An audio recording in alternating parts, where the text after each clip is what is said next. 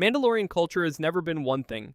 It has been 3 houses, a dozen clans, a pacifist government, a terrorist organization, a Death Watch splinter cell, a resistance cell, a covert hiding underground on a moon, and at least 2 different women who each believed they were the legitimate Mandalore at the same time. The Darksaber has passed through more hands than any single faction can fully claim, and the definition of what it means to be Mandalorian has been contested more bitterly among Mandalorians themselves than between Mandalorians and any external enemy. Here is every clan and house, ranked from the most peripheral to the one whose name is on the Darksaber, the planet's symbol of legitimate leadership, and the franchise's most important recurring prop. Let's break this down. Housecast in Clan Rook. The least documented house in Mandalorian canon appeared in a single episode of Star Wars Rebels Season 4, Heroes of Mandalore, and its single appearance was the most politically consequential moment in Mandalorian history between the Clone Wars and the Galactic Civil War. Housecast's appearance in the story was the moment that Bo-Katan Kryze's rebellion against the Imperial occupation of Mandalore went from a small resistance to a coordinated multi-faction uprising. The clans who pledged allegiance to Bo-Katan in that episode, including Housecast and its associated Clan Rook, were the difference between Bo-Katan leading a Night Owl cell and Bo-Katan commanding a legitimate coalition capable of confronting the Imperial-backed Saxon governance. The specific mechanics of Housecast's involvement were not extensively documented beyond that episode. Rookcast and Varislancast were the named members the community had identified, with Clan Rook's purple, yellow, and silver armor being its most distinctive visual identifier. What made Housecast's single appearance carry the weight it did was its timing. The moment that Bo-Katan received enough consolidated Mandalorian support to be considered a genuine Mandalore candidate rather than simply an opposition leader was the moment that Housecast and the other pledging clans provided that consolidation. The Darksaber's political significance had always been tied to the idea that the leader who wielded it needed to have the clans behind them, not simply the weapon in their hand. Housecast's pledge was the first real accumulation of that behind-them support in Bo-Katan's long campaign for Mandalorian leadership, Clan Eldar and Clan Awad. The franchise's acknowledgement that Mandalorian society was larger than the characters the camera followed was embedded in background details, passing references, and clan names that appeared in canon documents without individual members being named or stories being told. Clan Eldar and Clan Awad were among the clans documented as existing without the franchise having yet deployed them as narrative resources, part of the broader Mandalorian population that the Great Purge had scattered across the galaxy, survivors who had been living in exile and in hiding for the years between the Night of 1,000 Tears and the events of The Mandalorian's 3rd season. Their inclusion in the canon record was significant for what it communicated about the scale of Mandalorian society that the franchise had not yet shown. There were more clans than Death Watch and more houses than Vizsla and Kryze, more survivors of the Great Purge than the characters the television series had centered, and the reunification of Mandalore at the conclusion of Season 3 was the reunification of a people that extended beyond the characters who had been specifically developed across the preceding narrative. The franchise's acknowledgement of clans it had not yet told stories about was the world-building equivalent of a map that extended past the edges of the scenes being staged. The communication that there was a Mandalorian civilization behind the specific characters whose faces the audience knew, and that the civilization was worth noting even when its specific members had not yet been given screen time. Clan Saxon, the collaborators. Clan Saxon's specific role in Mandalorian history was the decision that the franchise documented as the specific betrayal that converted an occupation into a permanent fixture. When Bo-Katan Kryze refused to submit the newly liberated Mandalore to the Galactic Empire's authority in the immediate aftermath of the Siege of Mandalore, Clan Saxon made a different calculation and brought the Empire in themselves. The governance arrangement that resulted qualified Clan Saxon as Imperial governors of Mandalore, ruling in the Empire's name in exchange for the specific political authority that Bo-Katan's principled refusal had rejected, was Mandalorian history's most specific portrait of what factional ambition looked like when it encountered an Imperial offer that could be accepted or declined and chose acceptance.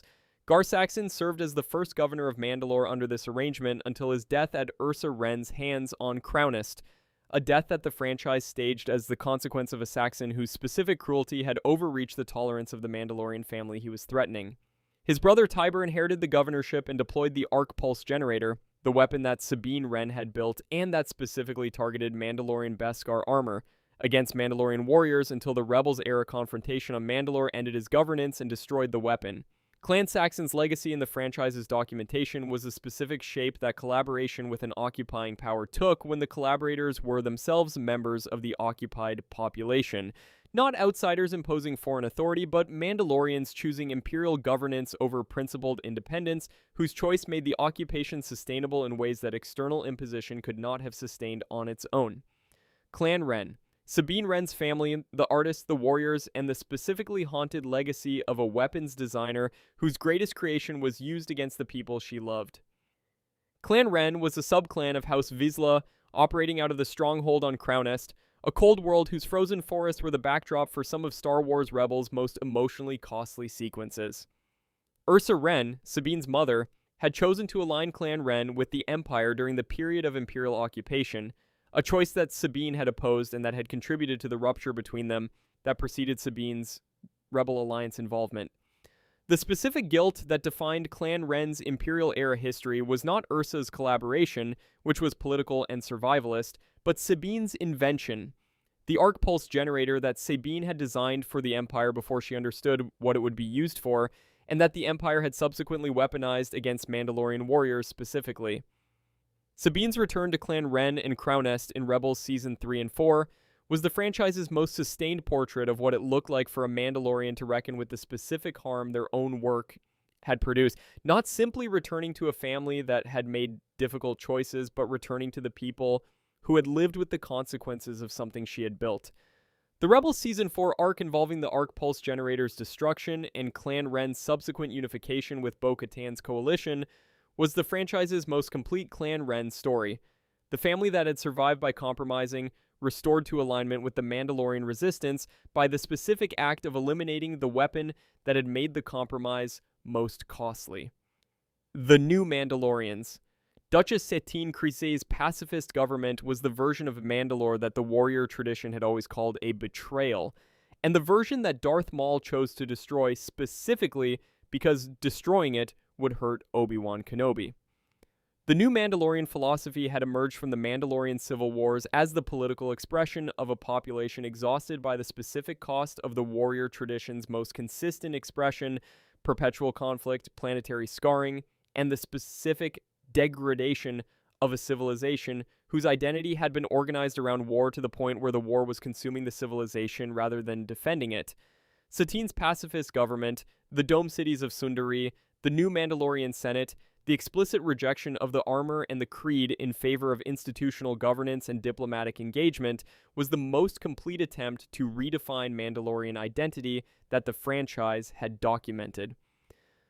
Her government's relationship to the Clone Wars was built around neutrality.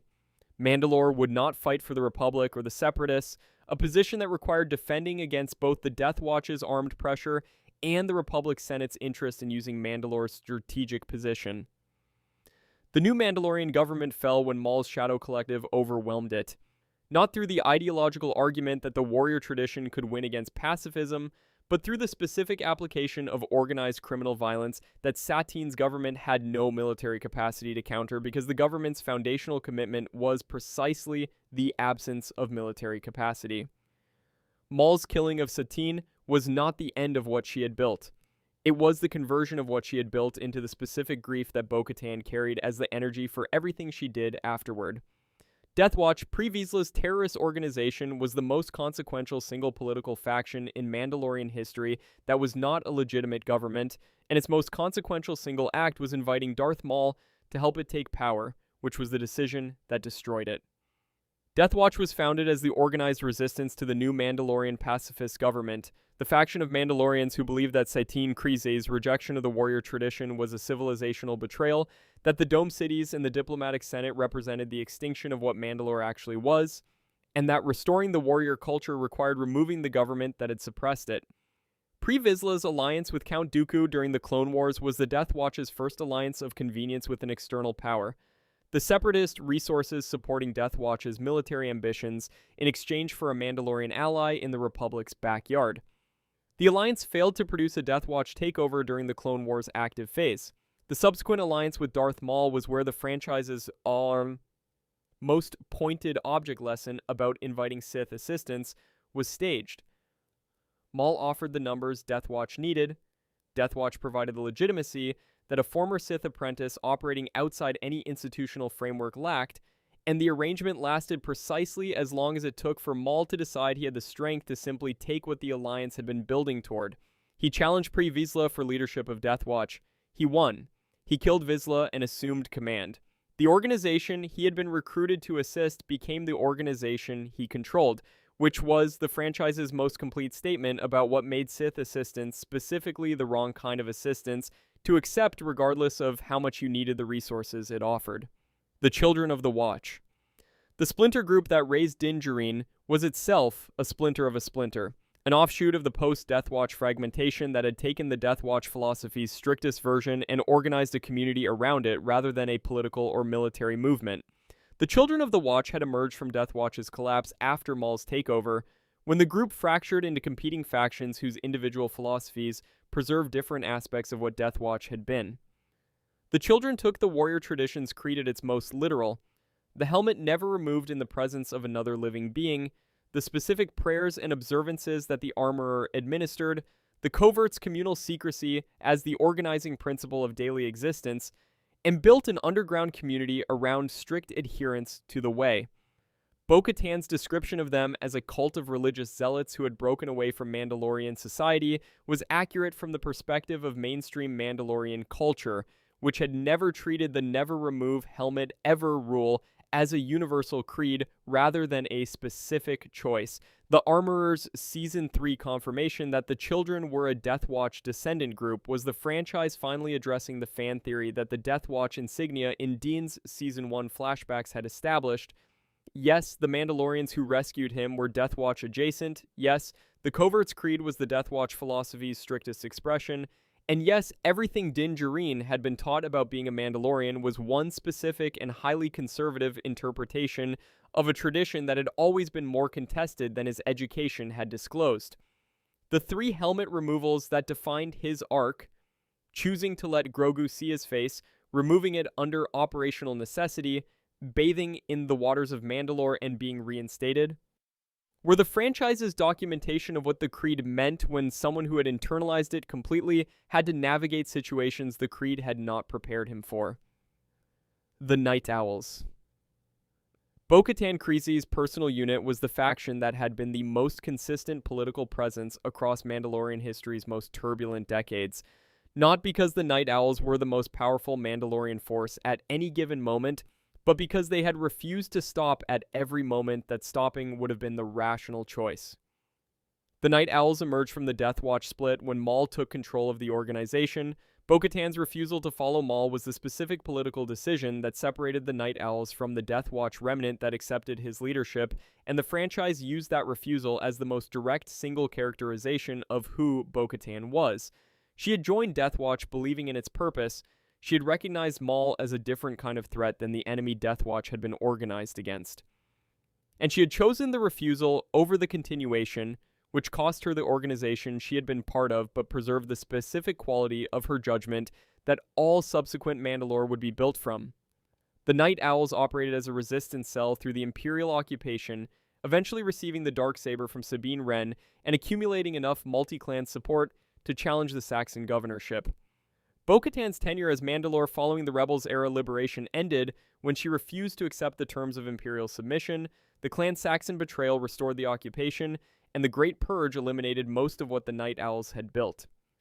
The Night Owls as a functioning unit did not survive the Purge's immediate aftermath in the same form, which was why Bo-Katan was operating with a stolen fleet and a crew of remnants rather than a coherent Mandalorian coalition when the Mandalorian's 3rd season began. House Kryze.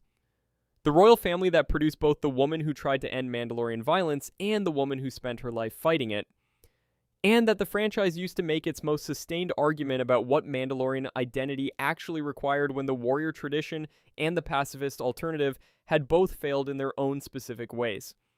The Kryze sisters represented the franchise's most complete portrait of a culture's internal debate. Satine had examined the warrior tradition's history and concluded it had produced more destruction than it had protected, while Bo-Katan had examined the pacifist alternative's vulnerability and concluded that the warrior tradition was the only thing that had ever actually defended Mandalorian people when the threats arrived. Both were right about what the other's chosen path had failed to prevent. Satine's new Mandalorian government could not defend itself when Maul arrived with an army. Bo-Katan's warrior culture could not prevent the Night of 1,000 Tears when the Empire arrived with superior firepower and a systematic willingness to glass the planet from orbit. House Kryze's history was the franchise's most complete statement about the limits of ideology when the specific threat that ideology was supposed to address exceeded the capacity of any principled position to address it. Bo-Katan's eventual legitimate claiming of the Darksaber through combat against Moff Gideon was the franchise's resolution of the House's arc, the warrior who had fought for Mandalore across its worst decades, finally earning the symbol of legitimate Mandalore authority through the specific mechanism that Mandalorian tradition required at the cost of almost everything she had built in the pursuit of it. House Vizsla, the oldest house, the Darksaber, the first Mandalorian Jedi, the Death Watch, the last male heir dying to buy his people time. House Vizsla's history in the franchise was the history of Mandalore itself compressed into a single family line. Every contradiction in Mandalorian culture, every tension between the warrior tradition, and whatever the galaxy required of the people trying to live by it. Every iteration of the Darksaber's political meaning across the centuries of its existence traced back to Tar Vizsla's original creation.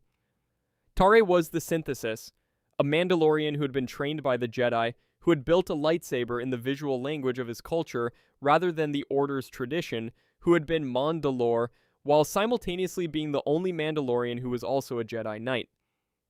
The Darksaber he built was both things simultaneously. The flat, black blade was a Mandalorian weapon made with Jedi knowledge, which was the specific combination that made it the symbol of legitimate leadership rather than simply a powerful weapon. The members of House Vizsla, who stole it from the Jedi Temple after Tare's death, were acting from the same cultural logic. The Darksaber belonged to Mandalore, not to the Order, and the Order had kept it as though its Mandalorian origin was incidental rather than definitional.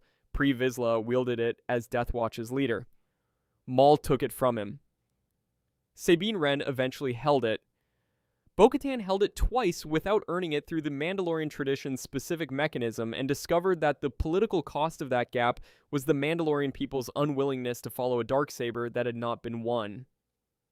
The House's final documented member, Paz Vizsla, whose lineage connected to Tare and to everything the House had produced, died at the Battle of Navarro in the Book of Boba Fett, holding off Moff Gideon's Praetorian Guard so the covert could escape.